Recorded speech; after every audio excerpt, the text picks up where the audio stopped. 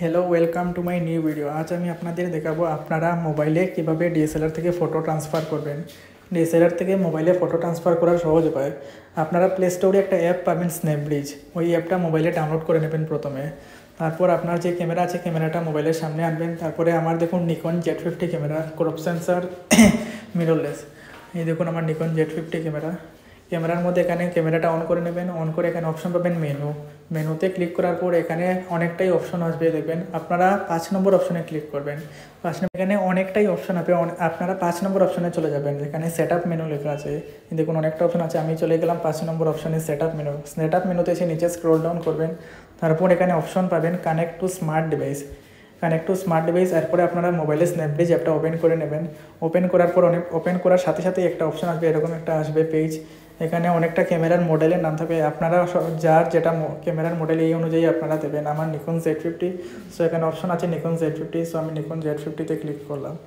Click করার পর কিছু সময় লোডিং নেবেন, আপনারা খানিকক্ষণ ওয়েট করবেন। এখানে অনেকটাই ক্যামেরার মডেল আসবে, যার যে মডেল অনুযায়ী আপনারা এখানে পেয়ে যাবেন, আপনারা ক্লিক করবেন।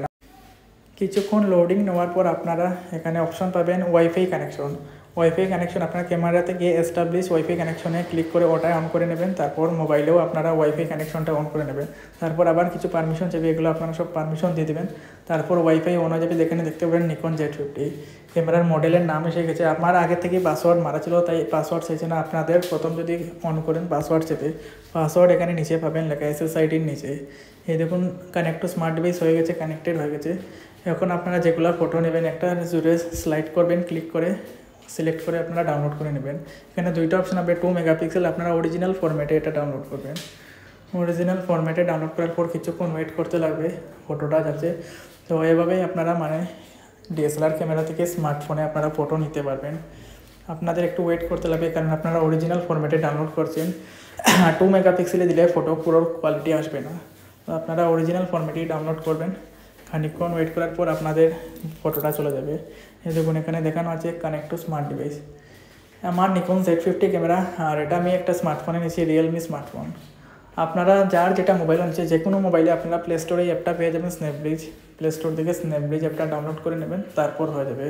তারপর ক্যামেরাতে এসে তো মেনুতে ক্লিক করে, যেভাবে বললাম 5 নম্বর অপশনে গিয়ে এখানে একটা সেট আপ মেনুতে ক্লিক করে নিচে স্লাইড করবেন, দেখতে পাবেন এখানে কানেক্ট টু স্মার্ট ডিভাইস আছে।